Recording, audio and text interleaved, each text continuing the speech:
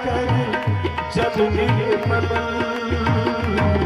गुरुदेव आपके चरणों में,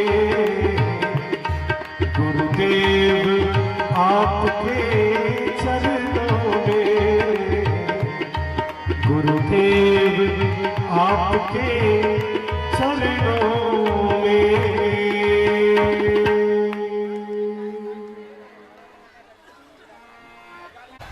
कहने की उन्हें महारत हासिल थी। साहब कहते हैं, रहनी पर कबीर साहब ने बल दिया, रहनी रहे सो गुरु हमारा, हम रहनी के साथी। पूरी साखी है, करनी करे पूत हमारा, कथनी कथे सुनाती। रहनी रहे सो गुरु हमारा, हम रहनी के साथी। जो कर्तव्य परायण है, साहब कहते हैं, वो मेरा पुत्र है, शिष्य है, अनुयायी है। कथन करता है नाती। रहनी रहे सो गुरु हमारा, हम रहनी के साथी। ज्यादा, सबसे ज्यादा जोर साहब दे रहे हैं, रहनी रहे सो गुरु हमारा। जिस गुरु के लिए, जिस गुरु की महिमा में साहब कहते हैं, सब धरती कागज करूं लेखन सब बन जाए, सात समुद्र की मस करूं गुरुगुण लिखा न जाए। सदगुरु के महिमा अनंत, अनंत किया उपकार, लोचन अनंत उहार या अनंत दिखावन हार। जिस गुरु की महिमा कबीर साहब ने मुक्त कंठ से जो गाई है, उस गुरु के लिए साहब कहते हैं, रहनी रहे सो गुरु हमारा। आदमी धन खोया तो कुछ नहीं खोया, स्वास्थ्य खोया तो जरूर कुछ खो गया। स्वास्थ्य ही ठीक नहीं है, भजन क्या करेंगे, साधन क्या करेंगे, भौतिक से विकास कैसे कर पाएंगे। स्वास्थ्य खो गया तो जरूर कुछ खो गया। But if character is lost, everything is lost. अगर आदमी अपना चरित्र खो दिया, उसके पास कुछ नहीं बचता है।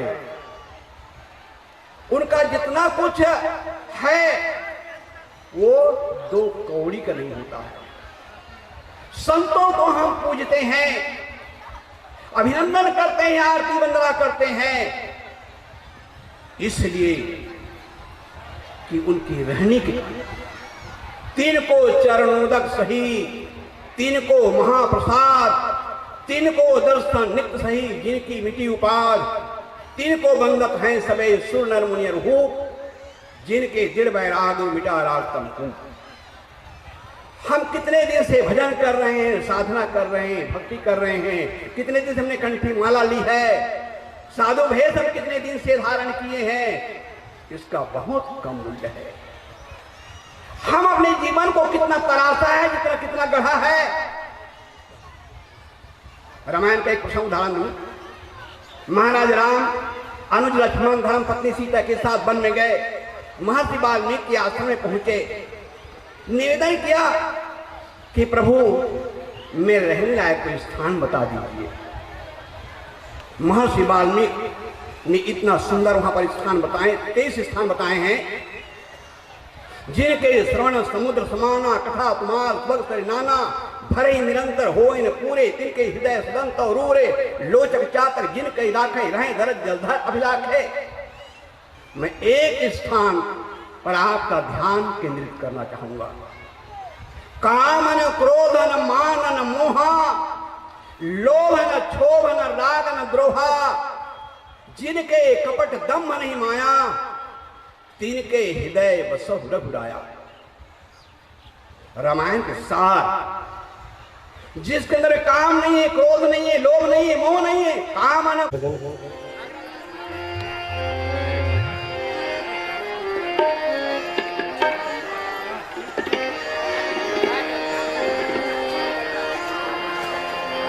कैसे कैसे सवाल करते हैं जो लोग बंदगी करने आते हैं, बीच में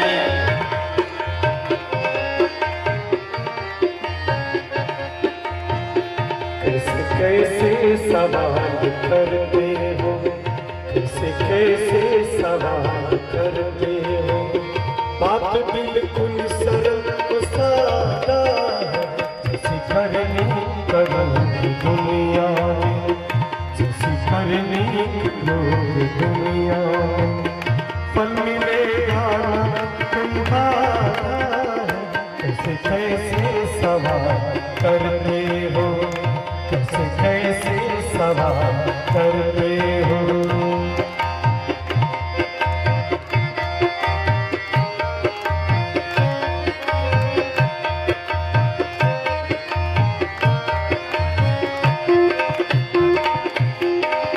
पाया नर्तन तो नर सा काम करो, पाया नर्तन तो नर सा काम करो।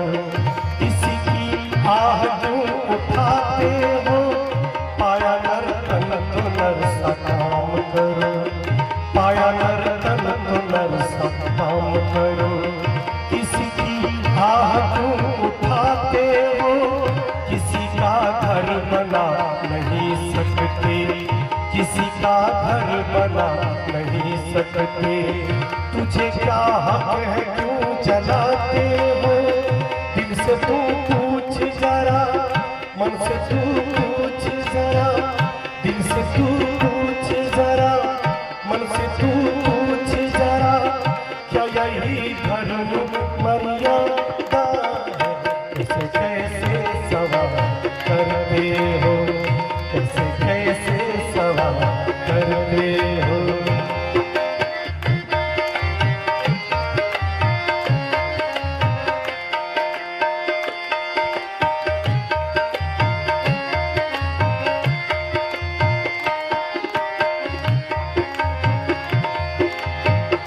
जानकर भी नहीं अनजान बनो, जानकर भी नहीं अनजान बनो।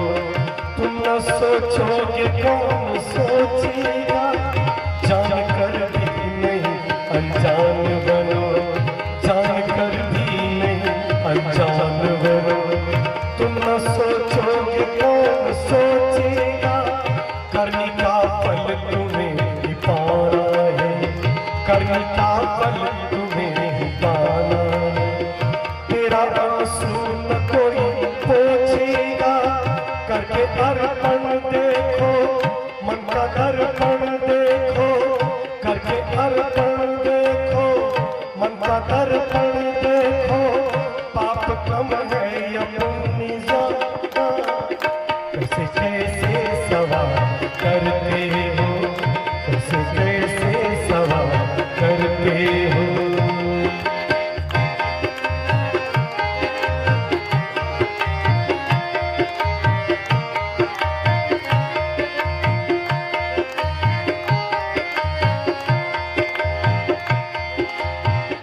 औरों के वास्ते हरदम सोचा, औरों के वास्ते हरदम सोचा। वो बुरा है भला है अच्छा है, औरों के वास्ते हरदम सोचा। वो बुरा है भला है अच्छा है, अपने दिल में न झांक कर देखा, अपने दिल में न झांक कर देखा। मैं बुरा वो बहुत अच्छा है, यही सद्गुण होगा, दूर अब गुण होगा, यही सद्गुण होगा, दूर अब गुण होगा। फालतू बात से क्या फायदा है, कैसे कैसे सवाल करते हो, कैसे कैसे सवाल करते हो।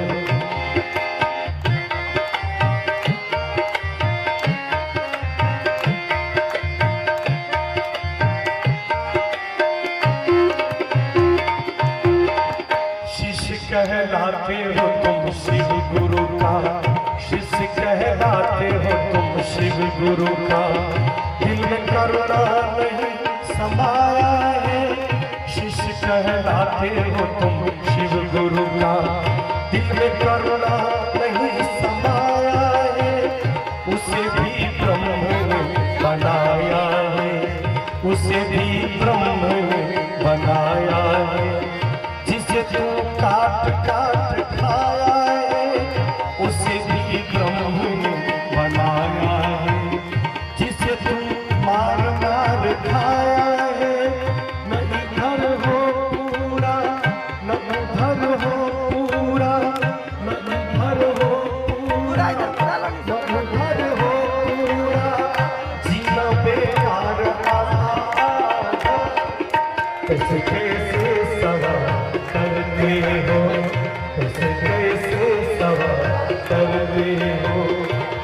बिल्कुल सरल सादा है, जैसे करनी करो दुनिया, जैसे करनी करो दुनिया, फल मिलेगा मिलता है, कैसे कैसे सवाल करते हो, कैसे कैसे सवाल करते हो, कैसे कैसे सवाल करते हो।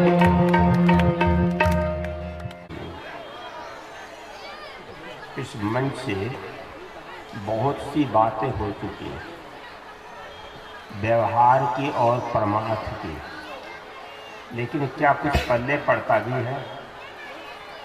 क्या जीवन में उतारने का प्रयास भी करेंगे? अगर एक बात को यहाँ से लेकर जाते हैं तो जीवन बदल जाएगा। लेकिन मैं एक बात का निवेदन करना चाहता हूँ। इधर माताएं बहनें बैठी हुई हैं, इधर पुरुष लोग बैठे हुए हैं। अभी आप लोग रजी साहब के द्वारा खूब सुने, क्या माता और पिता का प्रणाम आप लोग करेंगे कि नहीं करेंगे? जरा हाथ उठा के परिचय दो तो। कितने लोग ऐसे हैं जो माता और पिता का प्रणाम करेंगे? बहुत कम हाथ उठाएंगे। ठीक है। मातृदेवो भव, पितृदेव भव, आचार्य देव भव। माता देवी है, पिता देवता है, आचार्य देवता है। जो प्रार्थना करते हो तुम वो माता च पिता मंदिर में जाकर ये झूठ बोलते हो।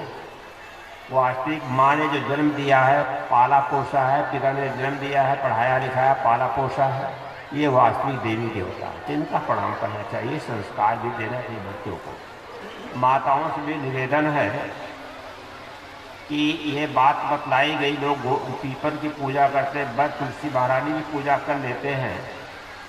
क्या अपने पति और सास ससुर की भी पूजा करोगी? कभी प्रणाम करोगी क्या?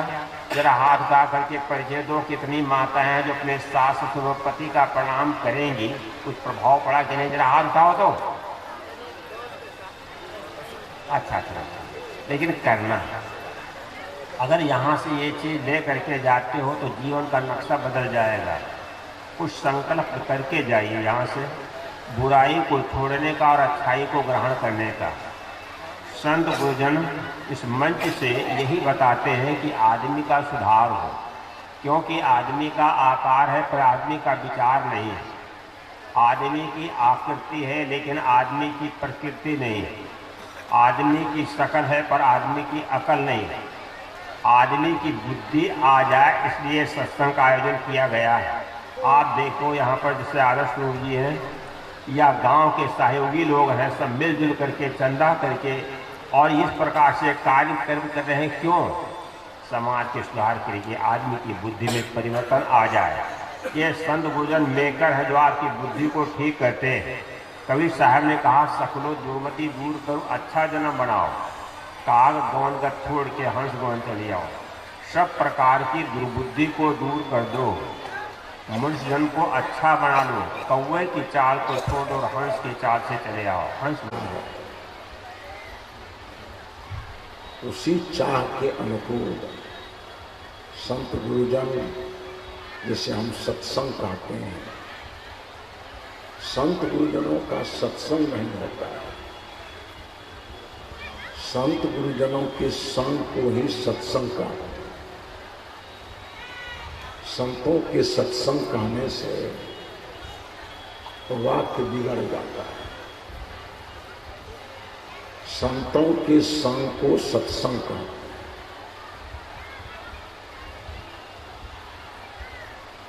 सच्चे ज्ञान प्रदर्शक गुरु को ही सद्गुरु कहते हैं। बहुत से लोग कहते हैं सच्चे सद्गुरु, शब्द फाजिल हो गया। सच्चे गुरु को ही सद्गुरु कहते हैं और संतों के संग को ही सत्संग कहते हैं। तो मैंने कहा ये सत्संग हम लोगों को सुझाव देता है, मार्गदर्शन करता है। हमारी चाह क्या है, तो चाह के अनुकूल सत्संग राह बताता है। अब आप लोग विचार करें अपने आप पर कि हमारी आपकी चाह क्या है, हमारे आपके जीवन की मांग क्या है। सभी अपर पर इस बात को समझेंगे, चाहे स्त्री हो चाहे पुरुष हो, मानव मात्र सुख चाहता है। पागल को छोड़कर पागल का बुद्धि और विवेक से संबंध कट जाता है, उसी को हम पागल कहते हैं। बुद्धि और विवेक का संपर्क जिसका खत्म हो जाता है उसको हम लोग पागल कहते हैं। अगर बुद्धि और विवेक दोनों संतुलित हो तो सारे लोग सुख चाहते हैं। वही राह सत्संग देता है कि सुख है क्या। सुख चाहने वाले भाई बहनों से सत्संग प्रश्न करता है कि सुख है क्या।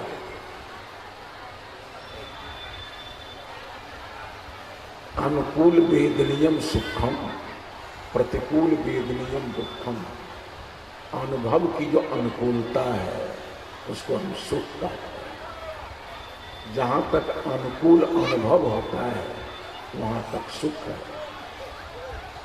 जहाँ अनुभव प्रतिकूल हो जाता है, प्रतिकूल वेदनीयम दुखम, वह दुख है। अनुभव किसका होता है? साधनों का अनुभव होता है। मेरे वक्तव्य में किसी शब्द में संदेह नहीं रह जाए, इसलिए मैं निवेदन करता हूँ, प्रयास करता हूँ कि संदेह रहित होकर मेरी बातों को सुने, समझें, अध्ययन करें। पवन कहाँ से? पवन कहाँ से? उठा कैमरा कहाँ से? सुख का चले थे? हाँ?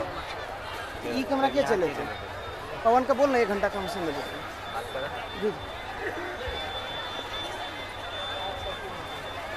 साधनों की अनुकूलता में सुख है। यदि साधन अनुकूल हो तो साधनों को अनुकूल बनाने के लिए कोई दूसरा नहीं है। सभी साधनों को हम लोग स्वयं अनुकूल बना सकते हैं। तो अमुक नंबर को मिठाई खिलाएंगे,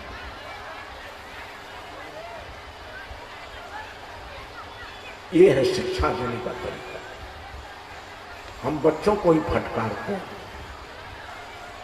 कोमल हृदय आपके फटकार सुनकर उसका दिल टूट जाता है। वो तो प्यार का दुख है। पत्नी प्यार से अनुशासित होती है। सानंदं सदनं सुता सुदिया कांता प्रिया लातिनी।